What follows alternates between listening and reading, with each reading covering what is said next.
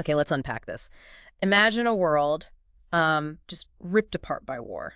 A city literally tearing itself apart from the inside with political chaos. And then the state executes the wisest person you know, the one who showed you a totally different way to live. Yeah. This wasn't just some dusty ancient history, this incredibly intense, tumultuous climate in ancient Athens. Well, it was the furnace, wasn't it? The furnace that forged one of the most enduring and, frankly, most challenging political philosophies in the entire Western world. It really was a crucible. I mean, that level of instability, that kind of tragedy, especially the execution of Socrates, it forces you to ask the deepest possible questions. How should society be structured? And maybe even more crucially, how should an individual, live within that structure? Exactly. That's why digging into Plato's work, even now, is just so compelling.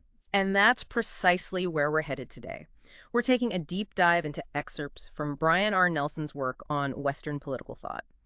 We're focusing squarely on the foundational ideas laid out by Plato, especially in what's, well, arguably his most famous and provocative dialogue, The Republic. And this source material gives us a really powerful lens, doesn't it? It grounds Plato's vision of justice, and that's justice for societies and for the people living in them. It grounds it in the context that actually shaped him.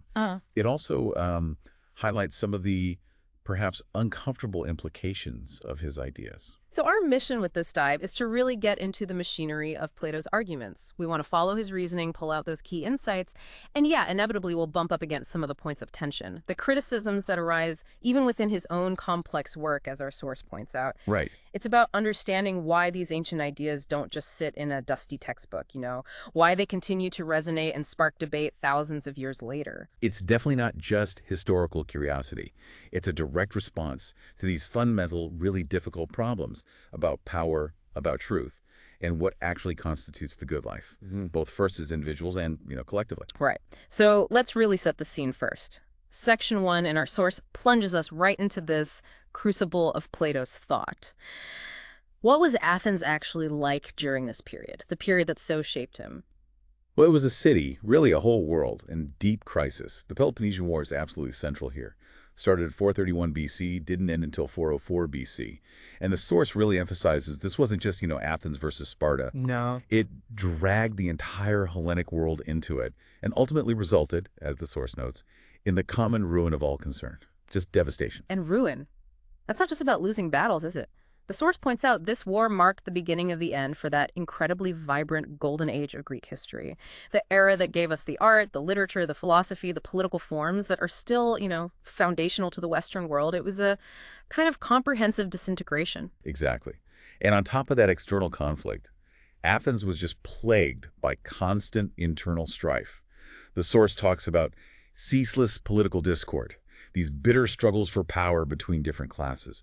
Think persistent, deep, and seemingly irreconcilable disagreements between the rich and the poor. It wasn't abstract for Plato, was it? The source makes it really clear he had a very personal, very direct connection to all this political turmoil. Members of his own family were actually involved in the oligarchy that seized power, however briefly, right after the war ended in 404 BC. Yes, that short-lived regime, sometimes known as the 30 Tyrants, it was quickly overthrown by the Democrats the very next year, 403 BC.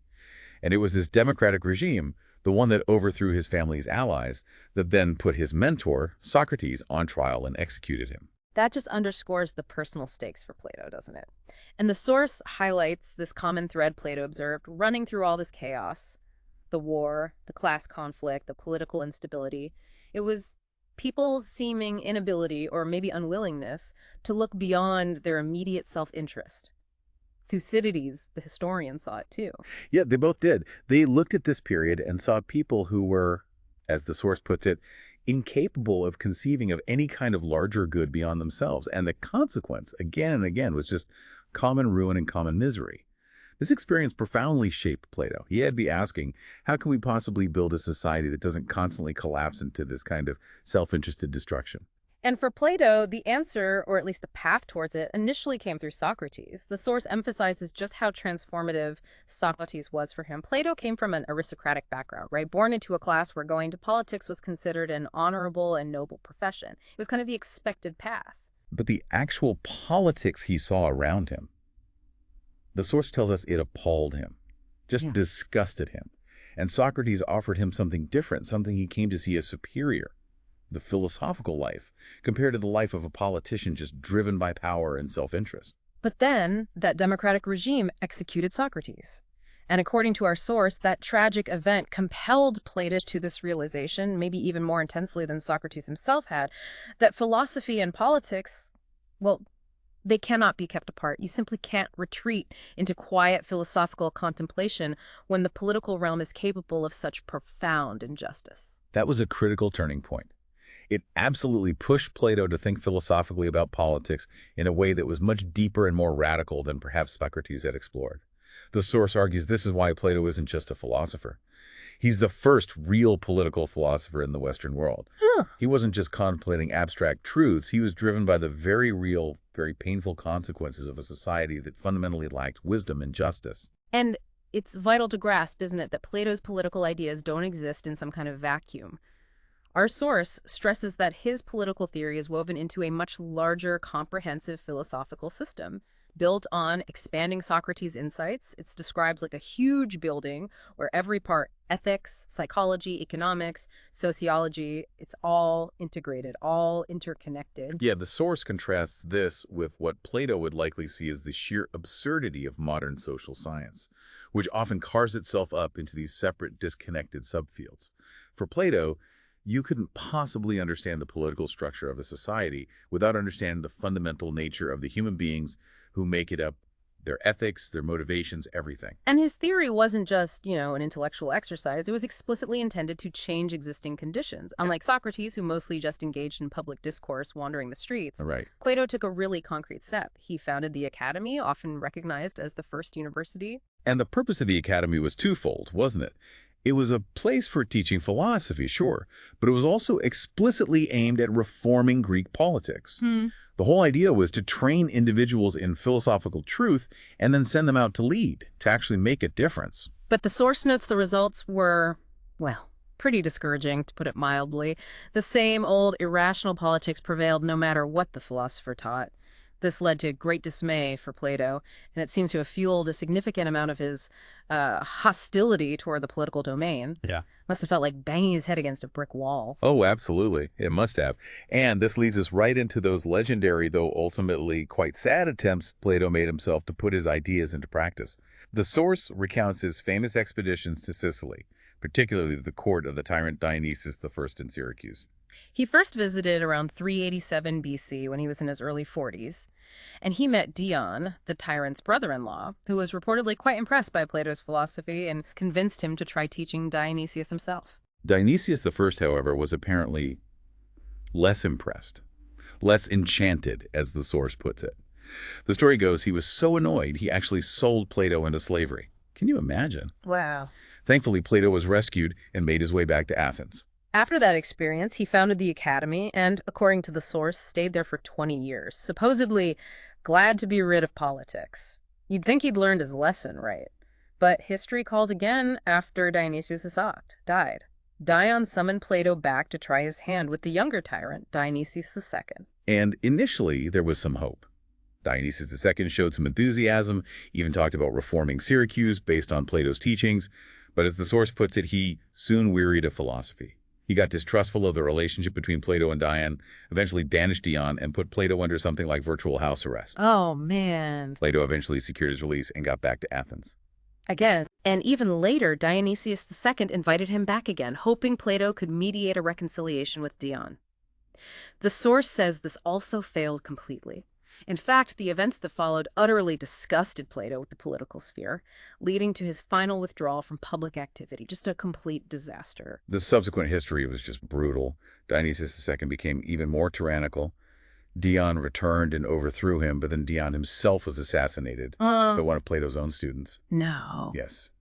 That student then became a tyrant, and he too was eventually assassinated. What began as this high-minded philosophical mission, as the source says, ended in cabals and intrigues, and for Plato, utter despair. It really highlights a fundamental paradox, doesn't it? An agony in Plato's life. His repeated risky attempts to teach these rulers show his unwavering belief that politics could be rationalized, that truth could somehow guide power. Yet, the attempts failed utterly, and he barely avoided the fate of Socrates himself. The source really stresses this point. No matter how loudly and insistently the truth was proclaimed, the same irrational element in politics prevailed. Reality, as the source describes it, just slowly chipped away at his belief that philosophy could directly transform the human condition on a grand scale. But importantly, that belief was never destroyed. Right. It was modified, maybe you see that in his later work, like the laws, but he never completely lost hope that philosophy might find a way into people's lives, maybe at a propitious time. He saw his role, perhaps, as preparing the way philosophically. And this leads us directly to the Republic. Our source presents this monumental work as precisely just such a preparation. It's described as a great work, a truly remarkable work of the human mind. And interestingly, the source suggests its failure to directly rationalize politics in the real world Yeah, well, is no longer important. why? Because, as the source argues, one cannot read it and be untouched by its spirit and by the profundity of its insights. Plato's focus seems to broaden here. If he couldn't alter collective politics directly, maybe he could alter the lives of those who read it. That's a crucial point. The source really emphasizes that the Republic isn't just a political treatise. It's equally, maybe even primarily, about the individual and how he or she should live his or her life. This intimate connection between the state and the individual becomes absolutely foundational to the entire dialogue. And what's the central question driving this entire vast exploration? The source is crystal clear. The Republic is fundamentally about justice. What is it? And is it actually desirable for individuals and for states? Plato's aim here is to get beyond just specific examples of justice, right? To grapple with justice as a universal ideal justiceness, as the source puts it. Kind of like Socrates searching for the universal concept of triangleness in another dialogue. Exactly. Now, the Republic is often labeled utopian, but our source immediately makes a crucial distinction from how we might think of utopianism today. Yeah, it's not an early form of science fiction, the source notes, or some kind of blueprint meant for direct, immediate implementation. Instead, it's trying to establish an ideal standard, a normative measuring rod by which to judge existing political practices. It's about describing the state in its condition of perfect justice. The source does point out that Plato, in his later works, does discuss less than perfect states. It acknowledges that the ancients were realists.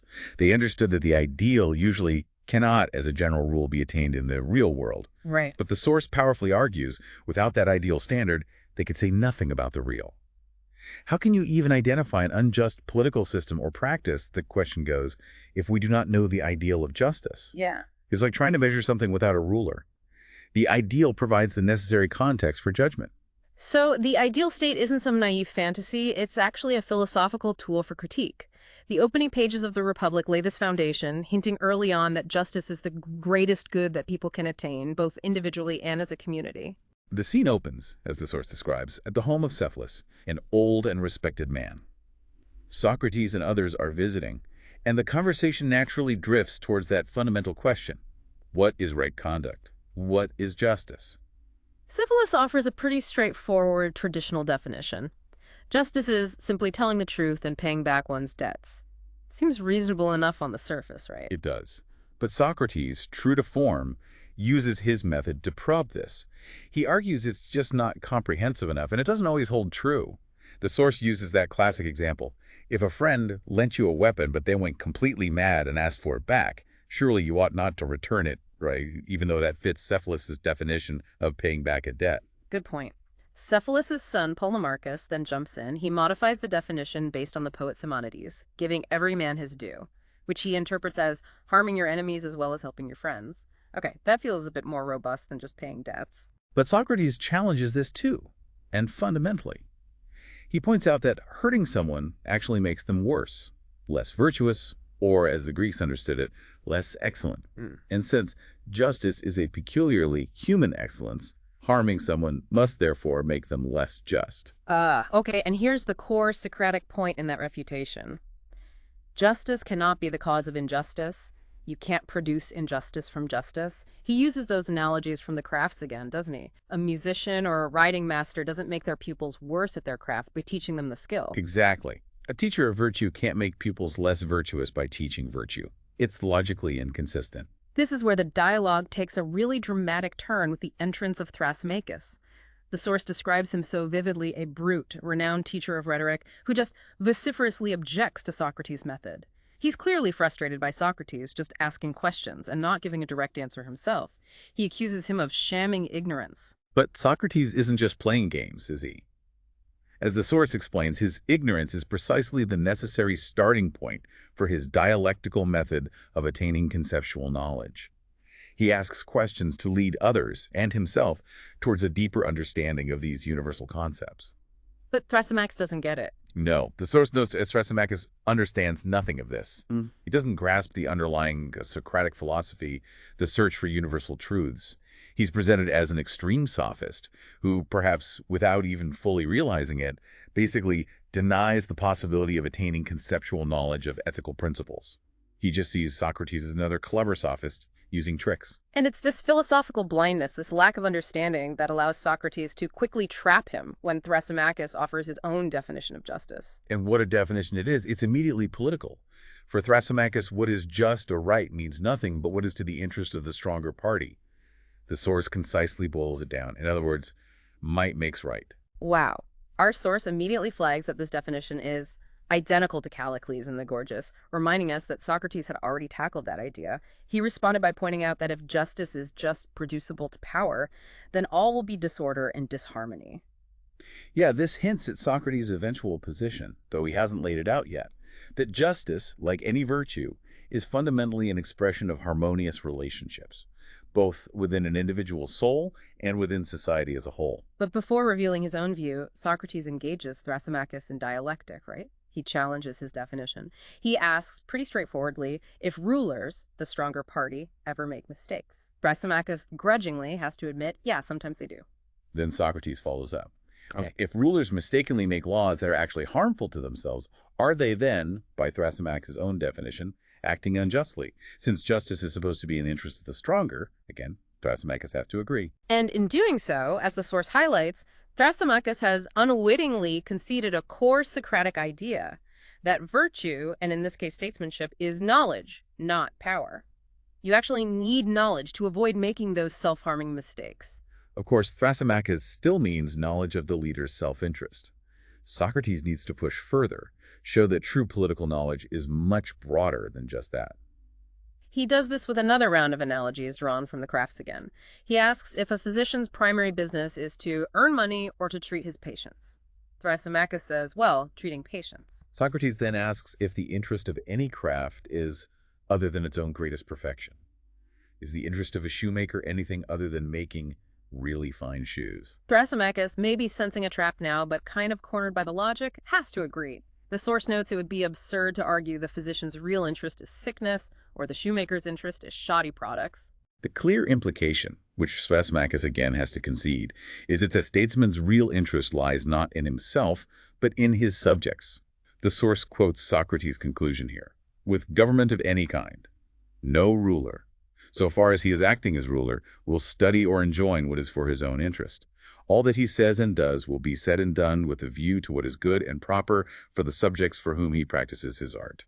Okay, so Socrates has skillfully maneuvered Thrasymachus into admitting two crucial points. Statecraft requires knowledge, and that political knowledge is fundamentally about the public interest, not just the ruler's self-interest. But Thrasymachus isn't done yet. He's not defeated. The source describes a dramatic shift. He decides, okay, fine, I'll argue the case for injustice itself. Forget defining justice. Let's talk about why injustice is better. He uses that rather cynical analogy, doesn't he, about the herdsman. Yeah, he says, why, you imagine that a herdsman studies the interests of his flocks or cattle. And so you don't see that. In politics, the genuine ruler regards his subjects exactly like sheep, but the good he can get out of them for himself. It's all about exploitation. And he declares, just starkly, innocent as you are yourself, Socrates, you must see that a just man always has the worst of it. It is to one's own interest not to be just.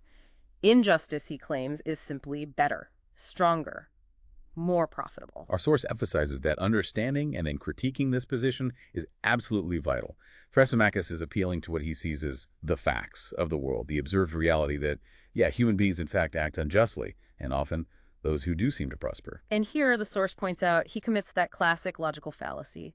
deriving an ought, a value judgment about how things should be, from an is, a factual observation about how things are. Just because people do act unjustly doesn't mean injustice is good or desirable. That's a leap in logic. Exactly. And this fallacy, the source highlights, is central to a lot of political realism. It's precisely why Plato is often dismissed as unrealistic by those hard-headed pragmatists who fall into this very trap. But the source argues Plato isn't unrealistic in the sense of ignoring facts. The Republic isn't denying the existence of injustice. It's presenting a normative standard. Plato doesn't dispute the facts of human injustice. He wants to understand the ideal of justice precisely so he can argue for changing those facts. Right. Socrates doesn't immediately jump on the logical fallacy, though. He knew Thrasymachus' definition ultimately led to injustice anyway. His questions were designed to make Thrasymachus face this head-on. So the real issue is now laid bare. Is injustice truly better than justice? Does it lead to a better, happier life? Socrates rejects Thrasymachus' assertion that injustice is superior, but he agrees that happiness is the ultimate goal. So the core question becomes, will the just person be happier than the unjust? It's at this crucial point that Edemontus, Plato's brother, steps into the conversation.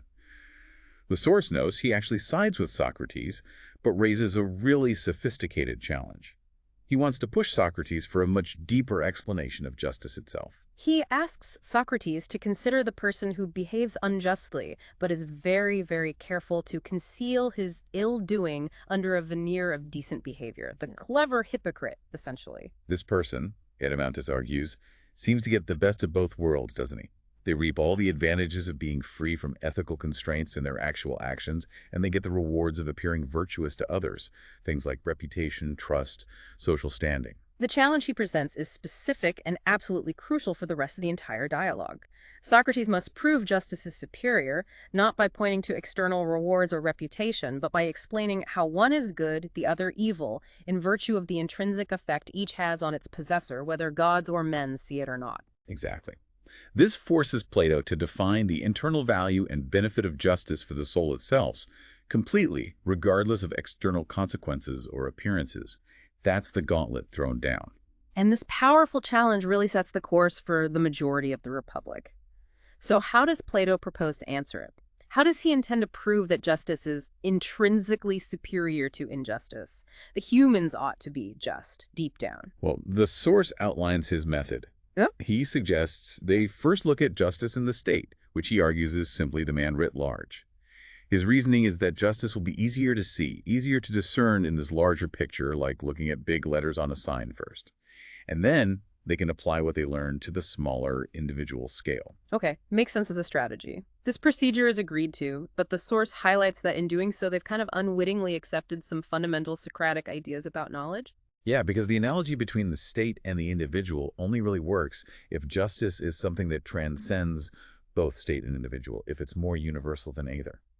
And if justice is universal like that, then conceptual knowledge of it must be possible, which directly contradicts the implicit position of Thrasymachus and the Sophists, who denied that possibility. Ah, clever. And there's another key implication the source points out. If the just state is the model for the just individual, then the ethical principles that apply at the individual level must be substantially the same as political principles applied at the societal level. Which means, for Plato, politics and ethics are made of the same cloth. Political science must be fundamentally a branch of ethics. This is a direct refutation of Thrasymachus and the Sophists, isn't it? They try to treat political questions as purely about power or pragmatism, totally separate from ethics. Plato says, nope, you simply cannot ask what is the just state without also asking what is the good human life. They're inseparable. Plato then proceeds to build his state from the ground up, based on his view of its origin. He argues that the state is natural because no one is self-sufficient. Human beings inherently need each other to survive and to flourish. And what creates this social self-sufficiency? According to Plato, it's an appropriate division of labor. Makes sense. He proposes a three-class division based on the primary function performed for the community. First, you have the artisans. These are the producers, craftsmen, farmers, traders. Their primary function is economic. They make things, provide services. Okay. Second, the guardians. These are the warriors. Their function is military, protecting the state from external threats and internal disorder. And third, the rulers. Their function is, well, rulership making decisions, setting policy for the entire community. And Plato proposes these rulers are initially drawn from the guardian class. He then refines the guardian class further, essentially splitting it into two levels. You have the auxiliaries, who are the lower-level guardians, the warriors responsible for executing the ruler's decisions, and then the higher guardians, who are specifically selected and rigorously trained to become the actual rulers. The source notes that this initial three-part division isn't particularly controversial or, overly complex, especially considering the small size of the Greek polis back then. It's a fairly simple scheme. Yeah, the crucial point the source really emphasizes isn't the technical details of this specific division for, say, a modern society. It's the underlying principle that an appropriate division of labor is absolutely fundamental to a functional, well-ordered society. Building on this, Plato argues that each of these classes must embody specific virtues to effectively perform its function and achieve its purpose. The source reminds us this aligns with the general Greek understanding of virtue as the requisite skills or qualities needed to achieve an end. Still kind of an ethically neutral idea at this stage. So what are these specific virtues for each class? Well, for the rulers, the higher guardians, the essential virtue is wisdom. This is the requisite knowledge and understanding needed to order the state correctly for the good of the whole. Okay. And for the auxiliaries, the warriors? It's courage. They obviously need this virtue to be effective defenders and enforcers. And for the artisans, the producers? It's temperance. Now, this is understood specifically here as self-restraint, the ability to control their passions and, crucially, understand their proper place in the division of labor. They need to resist the urge to try and rule simply out of a desire for wealth or status, which isn't their function. The source points out, though, that temperance, understood as self-restraint or keeping one's place, is actually a virtue required in some sense by all the classes, isn't it? The auxiliaries also need to restrain their desire to rule, just as the artisans do. That's right. But the key difference lies in the combination and the degree of virtues needed. Artisans primarily need temperance. Auxiliaries need courage and temperance, and the rulers, they need wisdom, in addition to both courage and temperance. So for Plato, the division of labor within the state is also a division of virtues. Those in a superior role in this ideal society must possess a superior degree of virtue. The rulers, because they possess wisdom, which in Socratic terms is synonymous with knowledge and virtue itself, possess complete virtue. The other classes have incomplete virtue because their knowledge is limited to their specific craft or function. So, with this structure and this distribution of virtues now laid out, Plato arrives at his definition of the just state.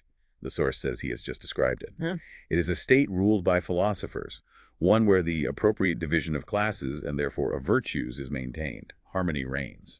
Justice, then, isn't just one virtue among others. It's the virtue of virtues. It's the overarching condition of the state where wisdom, courage, and temperance are all in their correct relationship, with wisdom guiding the entire system. Conversely, injustice in the state means rule by those who are not philosophers.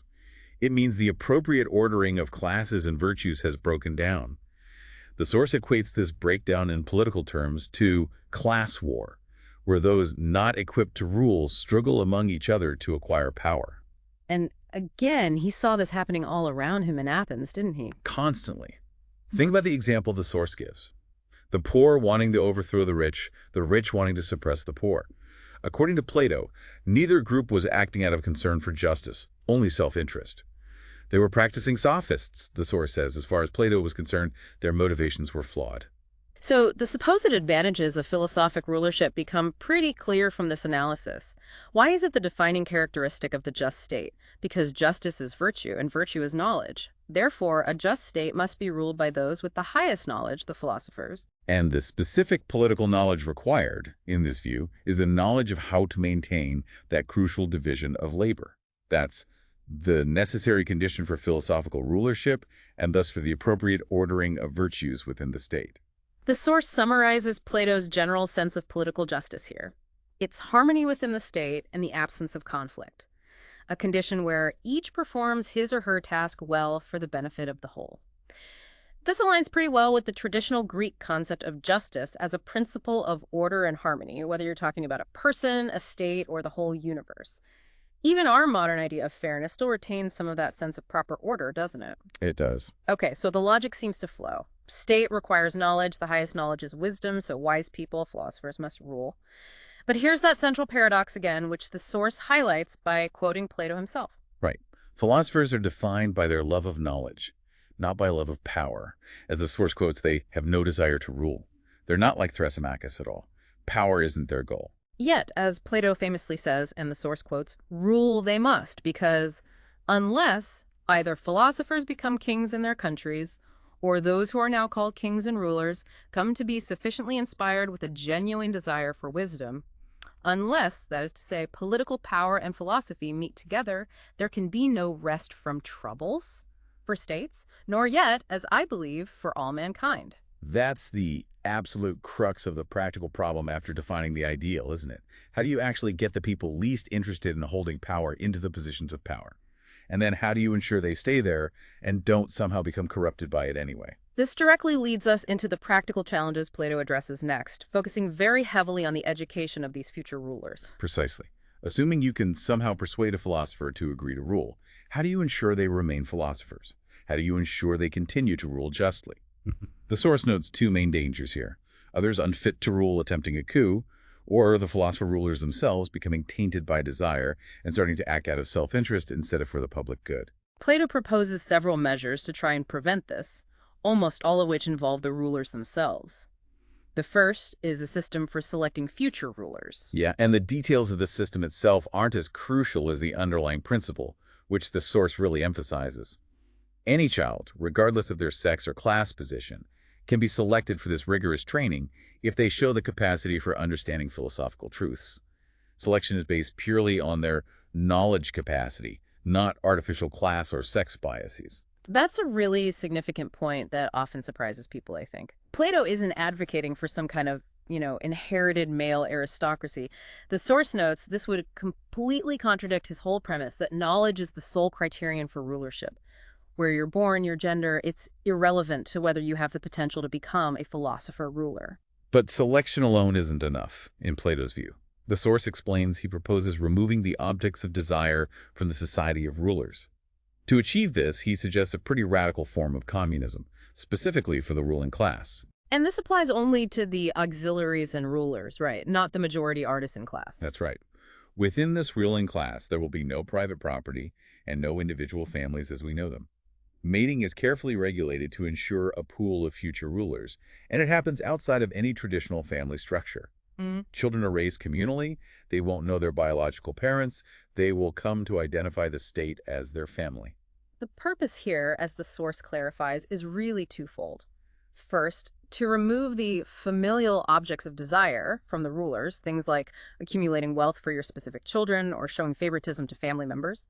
And second, to ensure the children being trained will come to identify their interests with those of the larger community, the state itself. The source acknowledges this aspect of Plato's plan shocked his contemporaries, just as it often shocks modern readers. I mean, private property and the family unit are so central to many societies. But the logic, from Plato's perspective, is consistent, isn't it? If the just state requires philosopher rulers and desire is the primary source of corruption that prevents just rule, then you must eliminate the main sources of desire for that ruling class. And again, crucially, this is only for the elite, not for the whole population. And the source stresses this isn't like Marxian communism. It's described as an ascetic communism, where the goal is specifically to remove the objects of desire, not to distribute them more equitably among the general populace. However, the most important element in ensuring the rulers remain just, according to both Plato and our source, is their education. Absolutely. Education is how these future rulers will come to understand that chasing power or pleasure isn't the real path to true happiness or fulfillment. The source says Plato's educational philosophy is what truly illuminates the whole of his political theory. It's the linchpin. Plato lays out a pretty comprehensive educational system. It starts young, with basic skills like reading, writing, recitation, similar to what was already done in Athens. But there's a major and famously controversial reform right at the beginning. Yes, a censorship of poetry, Mm-hmm. especially the works of the revered epic poet, Homer. Why Homer? Why poetry? Plato's reason, as presented in the source, is that poets, much like the sophists he criticized, teach opinions, not genuine knowledge. And worse, people take these poems and stories as sound ethical knowledge. Furthermore, these poems often present really unacceptable models of behavior. The source points out that the heroes and even the gods in these epics frequently act unjustly, if not downright bestially. Plato argues this is a totally inappropriate influence for young guardians who are meant to become supremely just rulers. How can they learn justice if their foundational literature is full of injustice? And poetry, Plato argues, appeals primarily to emotions and passions. He believes this can lead the young guardians astray, making them subject to their passions instead of rational control. They need reason to rule, not emotion. The source presents Plato here as a definite classicist in his view of art. He believes art should reflect and actively promote order and harmony in order to instill those same qualities in the viewer or listener. He is fundamentally opposed to what we might call romanticism, which appeals to feeling and emotion, and, in his view, ultimately disorders the soul. This leads to a rather strict, some would say draconian conclusion regarding the arts. The source quotes Plato saying they must compel our poets on pain of expulsion to make their poetry the express image of noble character, and they must supervise craftsmen of every kind and forbid them from putting the stamp of baseness, license, meanness, unseemliness on any of their work. Anyone who won't comply is simply barred from practicing their art in this ideal state. Now, to modern ears, this sounds incredibly heavy-handed, maybe even tyrannical.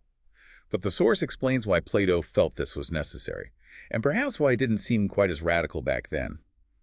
Epic poets like Homer, dramatists like Sophocles and Aeschylus, held enormous cultural sway. Homer was essentially the Bible of the Greeks. Tragedies carried deep moral and religious significance.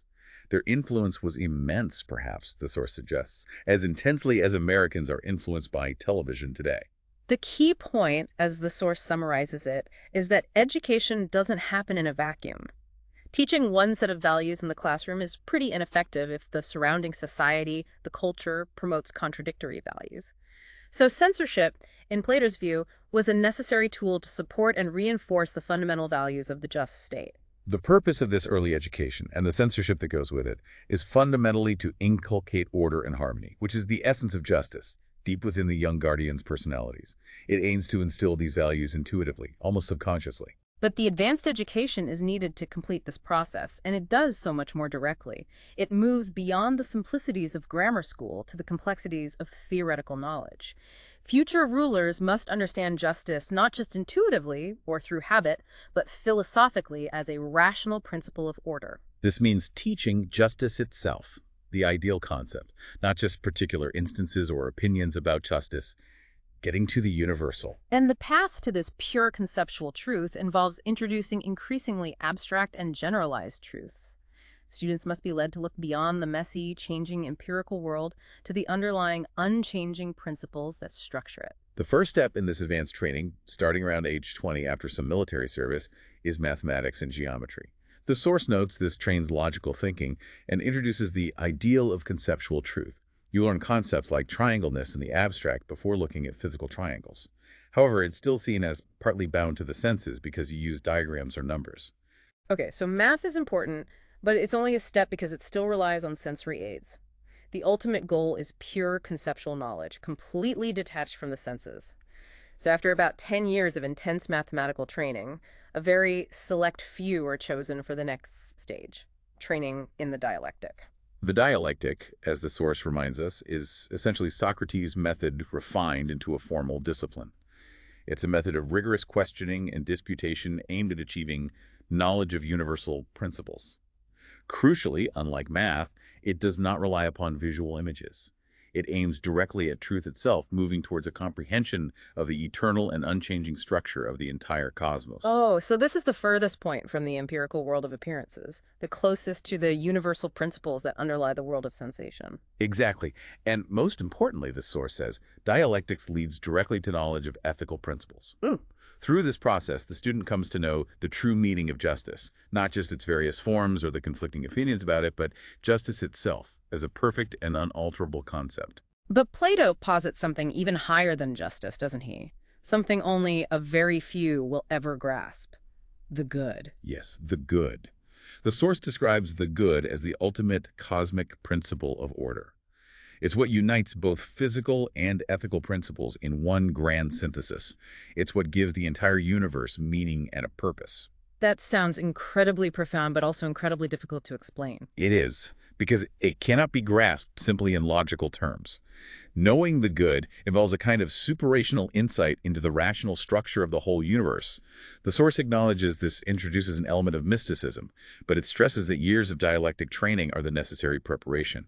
The illumination, that final understanding of the good, comes almost like a flash of insight after all that rigorous philosophical training. So who ultimately qualifies to rule in this ideal state? Only those few who make this incredibly difficult ascent and attain the final vision of the good. Plato expects this to be a very small number, likely reaching this stage well into middle age, and crucially, having also had practical political experience after their dialectic training. And what about the others? Those who train but don't reach this highest level of understanding. They become the auxiliaries, the ones who execute the ruler's decisions based on their courage and temperance. The artisans, of course, not having received this advanced philosophical education at all, have no role in rulership. Now, the source notes that this entire educational journey for the Guardians is fundamentally an education into the reality of Plato's theory of forms. This is often seen as the most challenging, maybe even baffling part of Plato's philosophy. But the source suggests it's more accessible if we approach it correctly. Right. Plato's forms are presented as an extension of Socrates' idea of the concept. But for Plato, the concept isn't just a mental construct, an idea in our heads. It's an objective, transcendent reality that exists independently, beyond the empirical world we experience through our senses. And these forms, according to the source, include both physical and ethical dimensions. So there's a form of a tree, a form of a human being, a form of a flower, but also a form of temperance, a form of courage, and critically, a form of justice. The source clarifies that these forms are perfect, universal, transcendental ideas. The individual things we encounter in the world, like specific, real trees, are merely imperfect representations of their perfect transcendent form, the form of treeness. Okay, so in the same way, our everyday definitions or examples of justice are just imperfect representations of the perfect, unchanging, transcendent form of justiceness. Exactly. The point is that the real trees, people, and actions we encounter are understandable to us. They have some reality, precisely because they reflect or participate in this transcendent reality of pure, unchanging form. And all these individual forms, the source says, ultimately participate in an ultimate form, which is the good, the form of all forms, the source of all reality and intelligibility. The difficulty people often have, the source suggests, comes from trying to visualize these forms, trying to picture some kind of, I don't know, ethereal tree floating somewhere out there, but that misses the whole point. Because forms cannot be visualized. They're not physical objects apprehended by the senses. They are objects of understanding. The source uses the great example of the Pythagorean theorem. You understand it conceptually. You don't see the theorem itself, although diagrams can help illustrate it, which is partly why math, relying on diagrams, is a lower step than pure dialectic for Plato. So how are they understood, if not by sight? Only through those long years of rigorous intellectual training mathematics to prepare the mind for abstract thought, and then dialectics to grasp the universal principles directly without sensory aids. The good itself is grasped by that tiny elite through that intense, almost mystical, superational insight. For the rest of us, the source advises the key is just to grasp the basic idea, avoid picturing. Think concepts, not pictures. But the source does acknowledge that the theory of forms has many logical problems. It mentions Aristotle, Plato's own student, raised significant critiques. But the general idea that the universe is structured upon principles that cannot be seen but that surely exist might still hold some validity. It even mentions A.E. Taylor's comparison, drawing a parallel to modern scientists' laws of nature. Though the source quickly clarifies, modern scientists wouldn't see these laws as transcendent in Plato's sense, nor would they likely accept ethical principles as objective forms.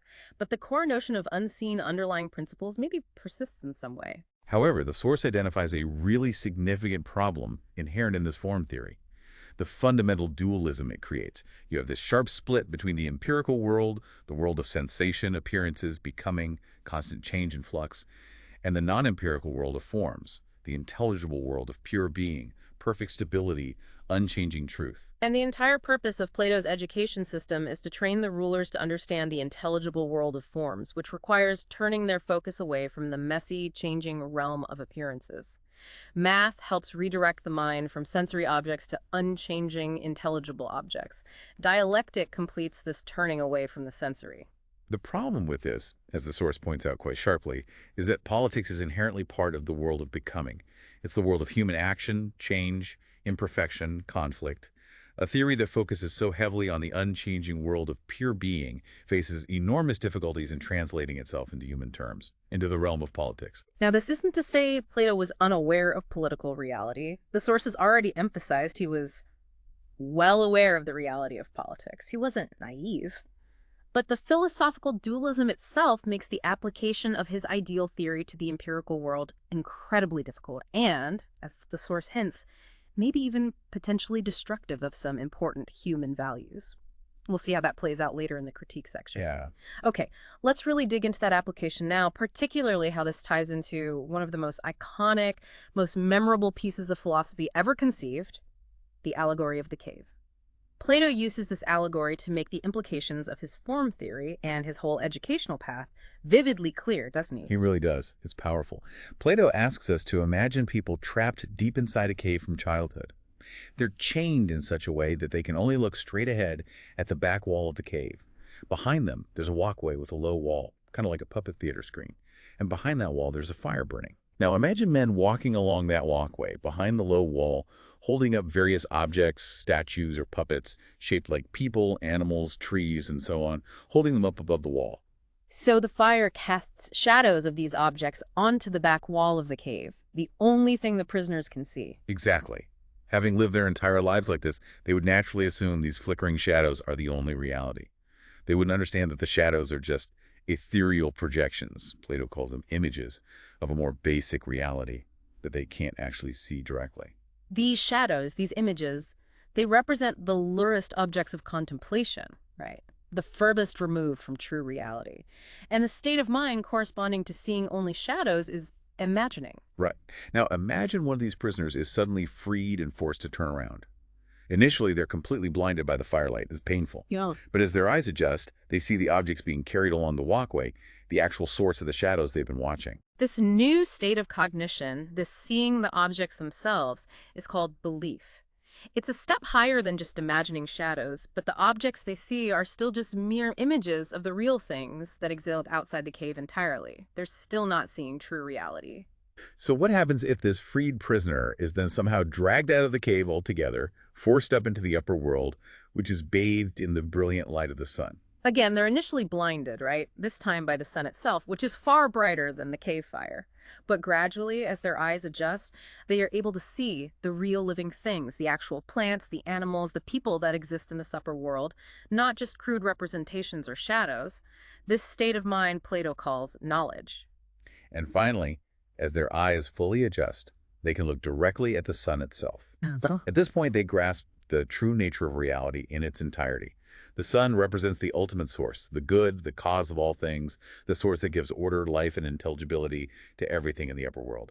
They finally understand that everything they saw down in the cave, the shadows, the objects in the walkway, were just imperfect representations of this ultimate reality. So what does this incredible allegory actually mean? The source lays out the clear parallels.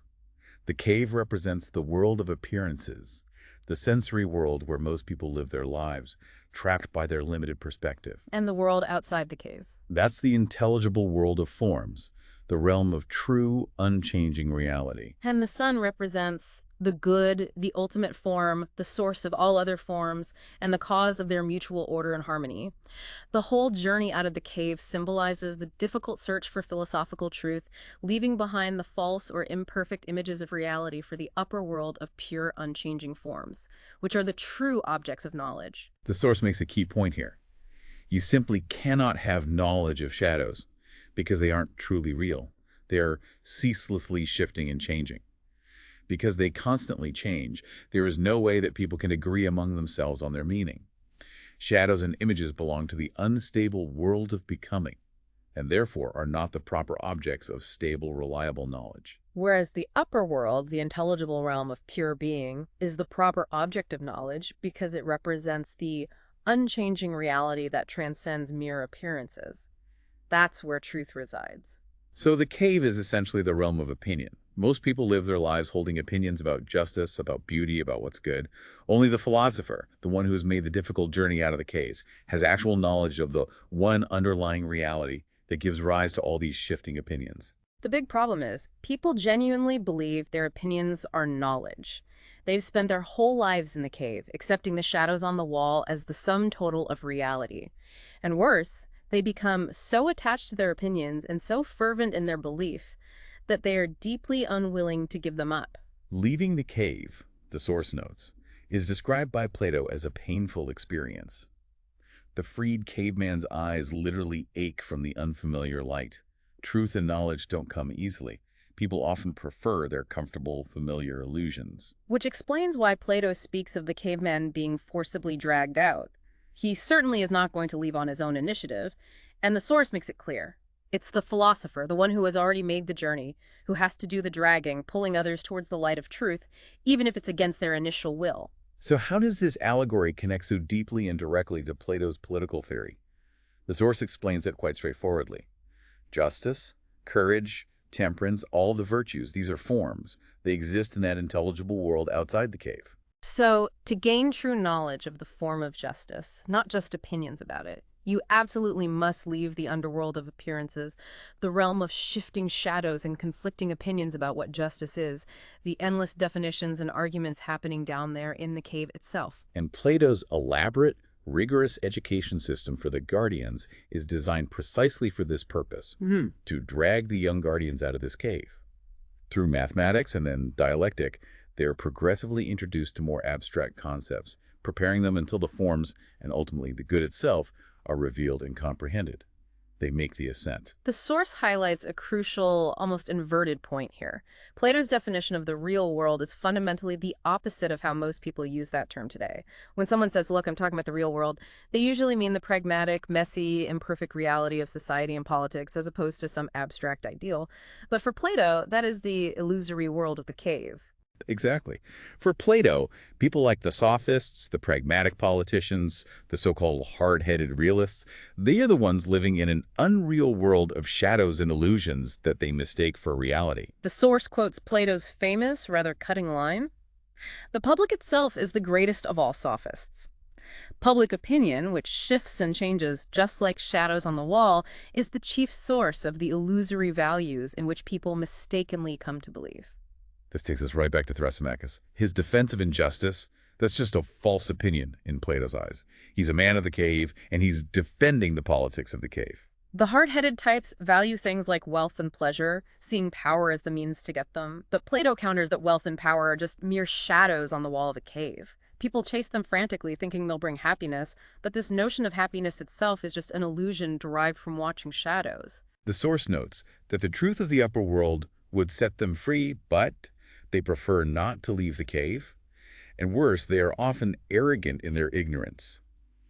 They laugh at the philosopher who has seen the light, calling him naive or out of touch. They are so ensnared in their illusions that they cannot, like Socrates, admit to their ignorance and leave the cave. They cling to the darkness. And because they refuse to leave and fiercely defend their illusions, the philosopher who does leave, who has seen reality, appears odd and his ideal outrageous. He becomes an object of scorn when he tries to talk about what he's seen. But it's often more dangerous than just scorn. The philosopher lives a precarious existence because the truth is inevitably a threat to the established order of things, an order built entirely on those very illusions the philosopher seeks to expose. This, the source argues, is the real underlying reason for Socrates' death. The cave allegory provides such a powerful lens for understanding the trial of Socrates, doesn't it? The source quotes Plato referencing Socrates' difficulty in making his case in court. It's not strange that someone who has come down from contemplating divine things appears awkward and clumsy when trying to dispute about the shadows of justice or the images that cast those shadows, and to wrangle over the notions of what is right in the minds of men who have never beheld justice itself. He was trying to discuss reality with people who only knew shadows, and they couldn't understand him. So, the implication is absolutely profound. Philosophers must rule if genuine justice, based on actual knowledge of the form, is ever to exist in a state, rather than just competing, shifting opinions about justice. The first huge problem is training them, getting them out of the cave.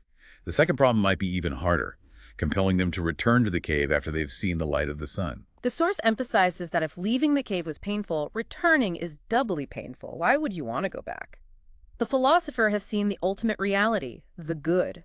The illusory pleasure of political power that motivates someone like Thrasymachus has absolutely no attraction for them anymore.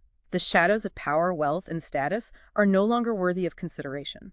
This is precisely why, as Plato argues and the source quotes, the founders of the ideal state must actually use compulsion on the philosophers.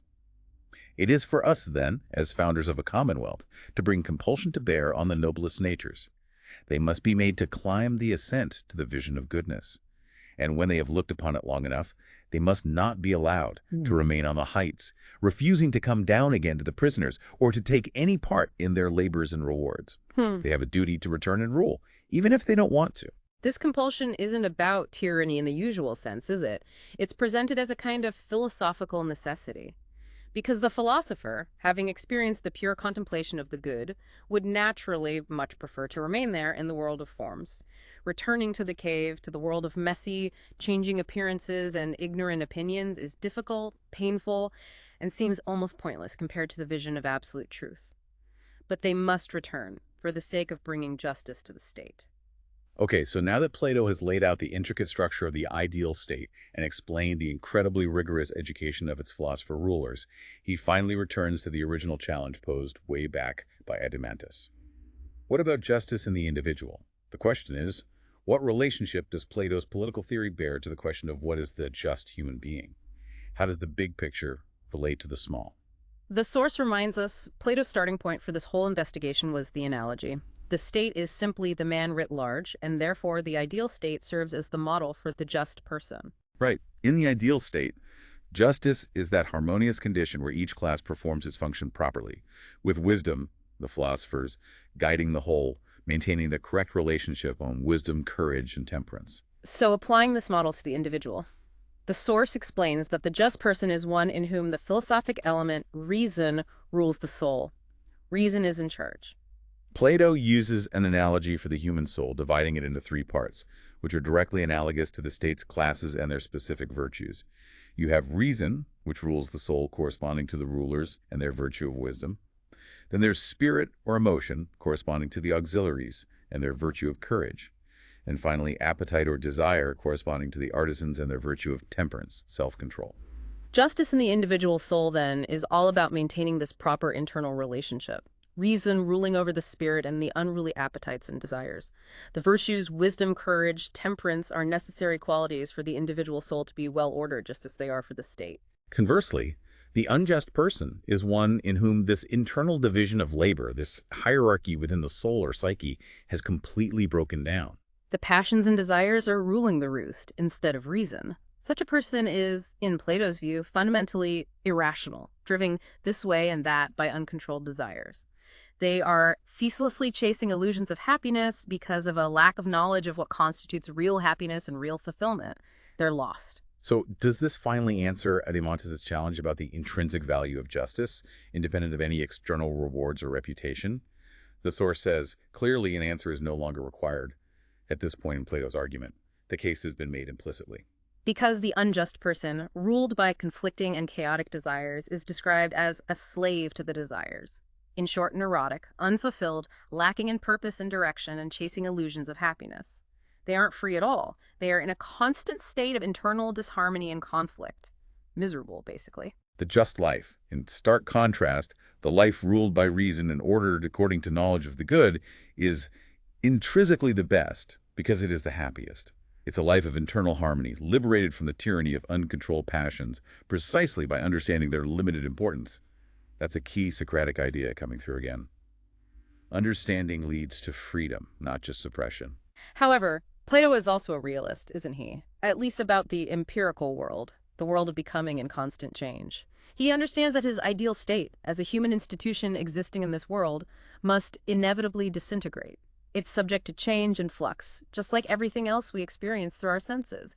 It can't last forever. Yes, the source notes that Plato, perhaps with a certain sense of sadness or pathos, ends his great political treatise by tracing the stages of this inevitable decline, the decay of the perfect state over time. And significantly, Plato argues that this decline in the state mirrors a corresponding decline in the individuals who make up that state.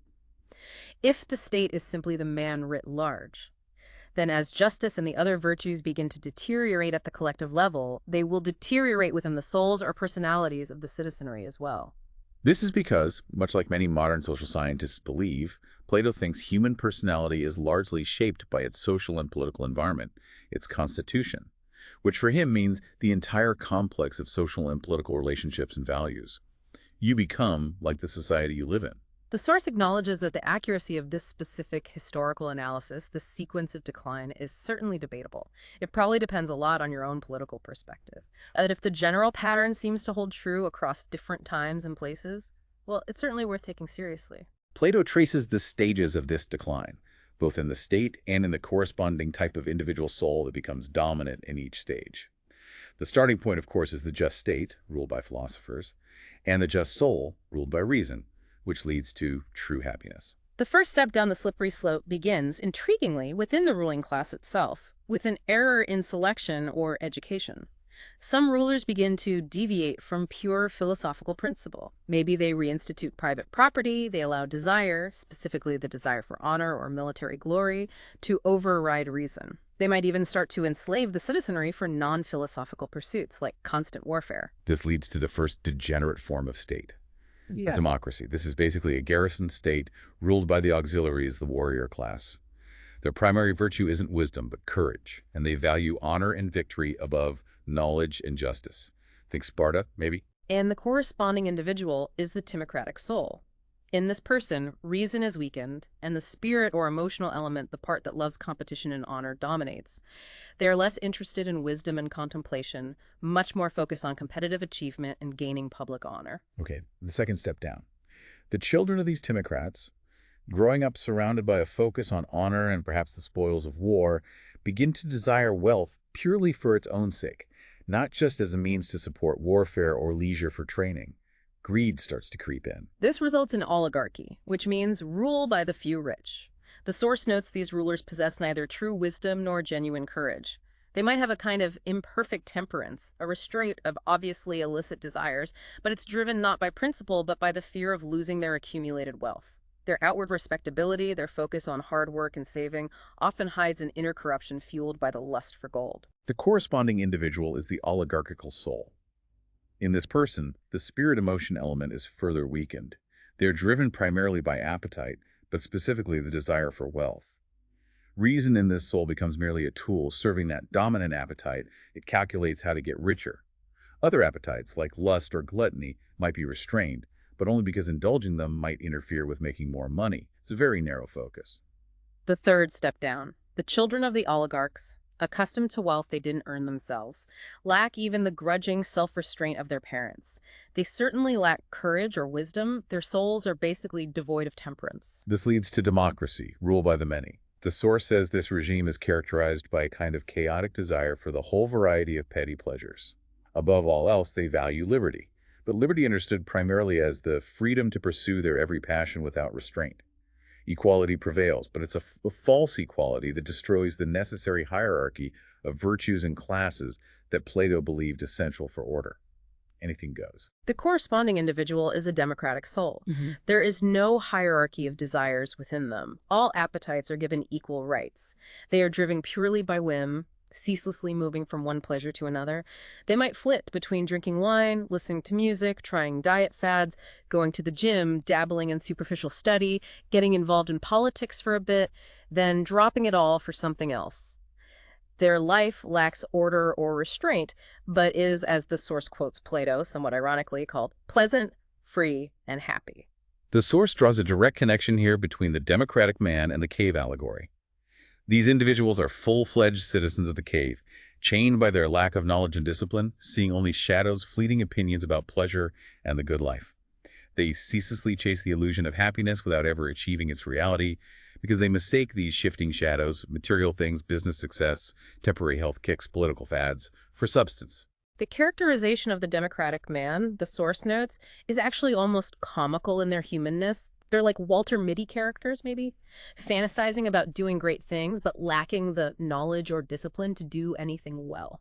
They aren't necessarily intentionally evil, but their actions often have damaging consequences precisely because they lack that inner discipline and guiding knowledge. Now, here's where the source provides that really fascinating cross-historical parallel. It notes that Plato's description of this democratic type is amazingly similar to Alexis de Tocqueville's observations of early 19th century Americans in his famous work, Democracy in America. Right. The Tocqueville, studying the burgeoning American democracy centuries later, saw a very similar, insatiable demand for liberty and equality.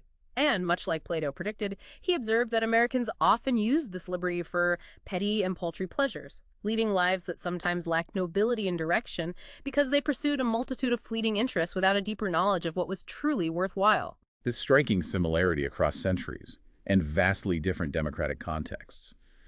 Well, the source argues it should compel us to conclude that Plato's philosophy is not to be taken lightly. It seems to speak to something potentially enduring, maybe even problematic, about human behavior in democratic societies. The fourth and final step down in Plato's grim analysis of decline is presented as the inevitable, almost logical, tyrannical outgrowth of democracy's excesses.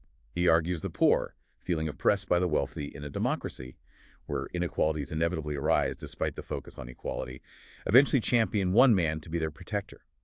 This leader gains power, often by promising to strip the rich of their property, and consolidates his position by hiring bodyguards, essentially creating a private army loyal only to him. These bodyguards eventually turn against the people themselves, and the whole society becomes enslaved to this absolute dictator. This is despotism or tyranny. It's the state where Thrasymachus's initial principle of might makes right finds its full implications.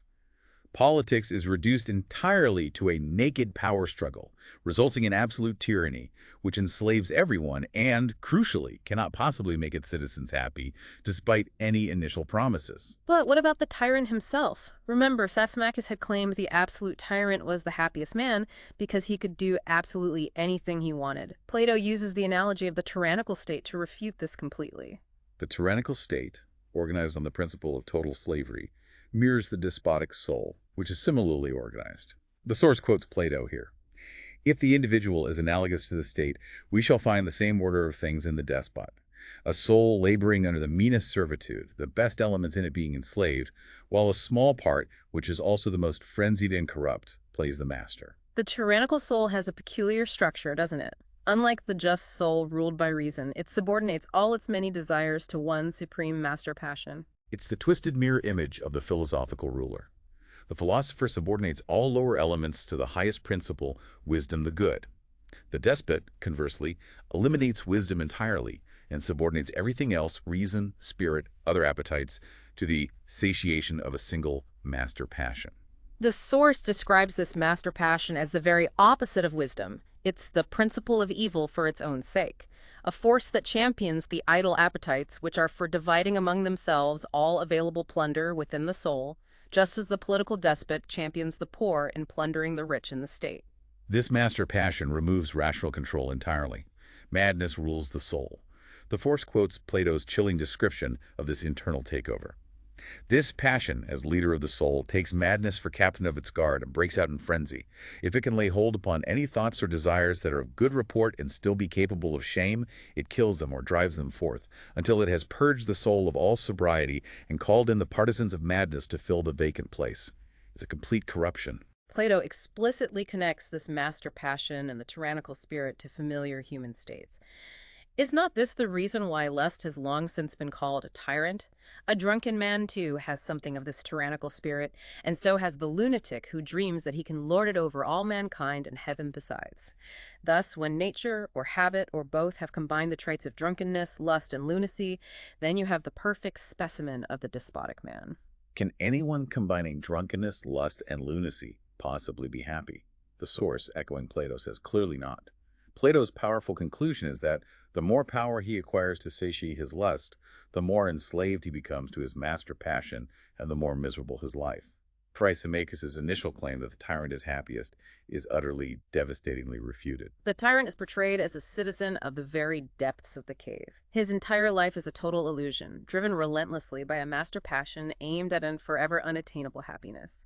This master passion is the very opposite of the sun, the good. It's a kind of blackness that blots out the light, allowing only shadows and illusions to be seen. He's the most deceived of all. The source notes that while there isn't perhaps a de Tocqueville to directly corroborate the psychological portrait of the tyrant as clearly as that of the democratic man, scholars who have studied modern despotisms, figures like Stalin or Hitler, often describe them as being quite as mad as the political regimes over which they ruled.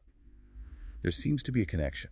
And this aligns with that kind of folk wisdom captured in sayings like Lord Acton's famous aphorism, "Power corrupts." Absolute power corrupts, absolutely.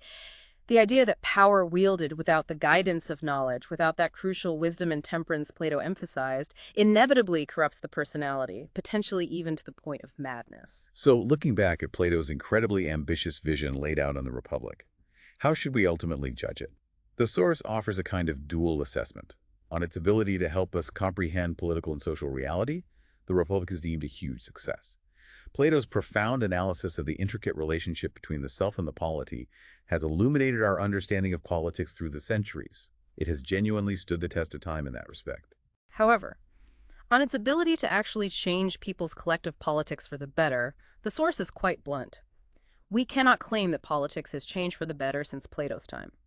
His own attempts at direct reform failed miserably, and political reality often still feels very much like the chaotic, shadow-filled world of the cave he described. But there is a powerful, enduring practical success, perhaps of a different kind.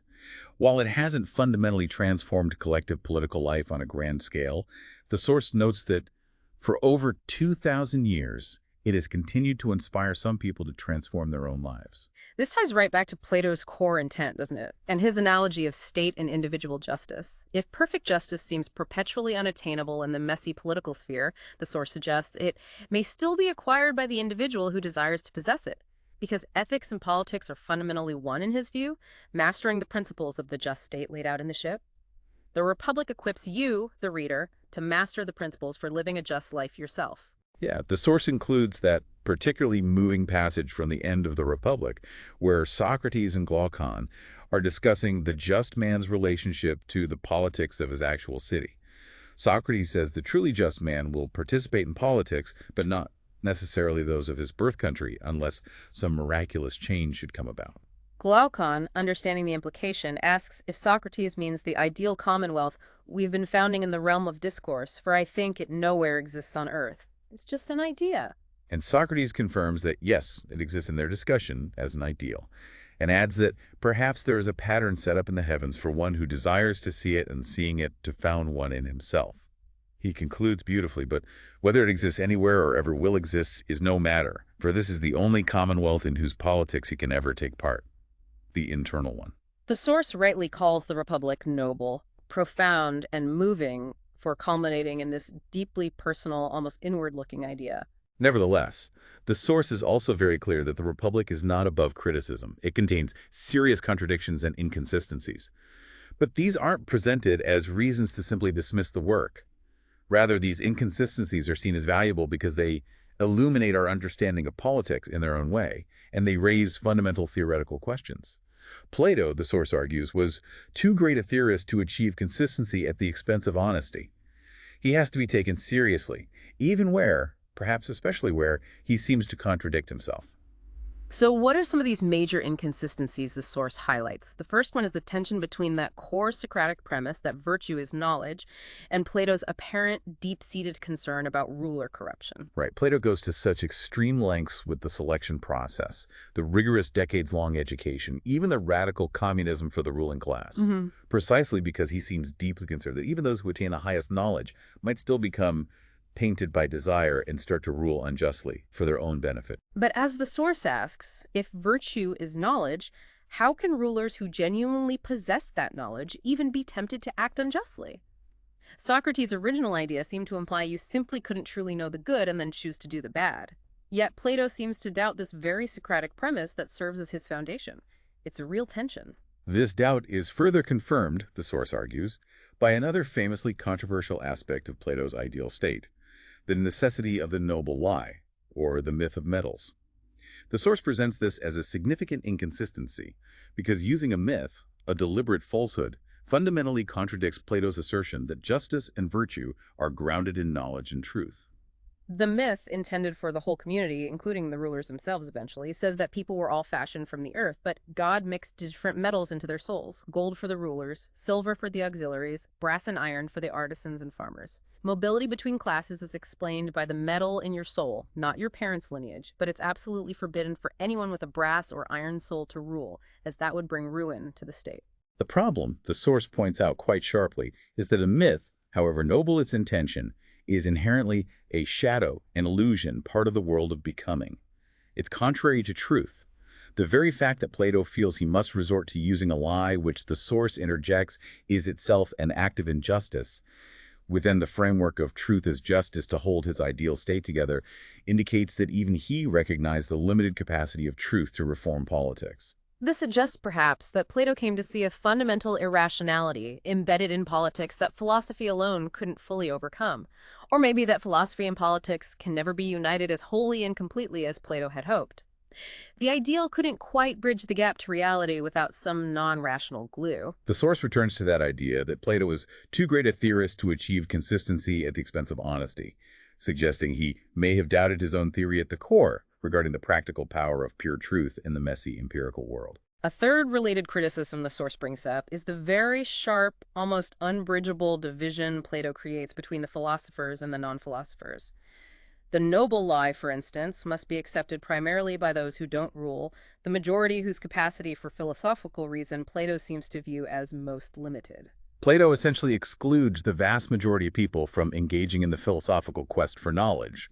And since knowledge is presented as absolutely necessary for true justice, this implies Plato effectively assigns the greatest part of humankind to lives of injustice, or at least incomplete justice. They can achieve a kind of approximate justice, a second-best version, by obediently accepting the authority and the well-ordered structure established by the wise rulers. But it's, as the source says, a far cry from the ideal of justice based on personal knowledge of the forms and the good. This stark division leads to an exposure of a, quote, basic incompatibility between justice in the state and justice in the individual, right within Plato's own model. Plato argues they are identical, that the just state is the just man writ large. But the just state, if it could ever exist, seems to require that large numbers of its citizens are relegated to subordinate class positions and thereby denied the possibility of attaining justice in its fullest sense. So the source concludes that the analogy between the self and the polity does not fully hold when you push it this far. Political ethics might not be entirely identical to personal ethics after all. Perhaps perfect justice, if it's attainable at all, is attainable only within the individual, and attempts to impose it perfectly on the collective might actually be potentially destructive of both it and other important human values. It's a sobering thought. There's one final major criticism the source discusses, and it concerns the very nature of reason in Plato's system. Remember, Socrates saw reason primarily as a liberating force. It freed the just person from the tyranny of passions by allowing them to understand their limited importance, not just repress them. But in Plato's Republic, the source expresses an uncomfortable feeling that reason is more monastic than Socratic, that it tyrannizes rather than liberates. The control exerted by the wise rulers over the state and by reason over the individual soul is described as being so absolute that it approaches tyranny. Now, Plato would fiercely argue that the rule of reason is the very opposite of tyranny, which is rule by unchecked passion. But true rule isn't necessarily the same as absolute rigid control. The source suggests Plato seems to cross the narrow line between liberation and repression. It raises the question, in giving philosophical form and structure to Socrates' insights, did Plato perhaps take his teacher's ideas too far?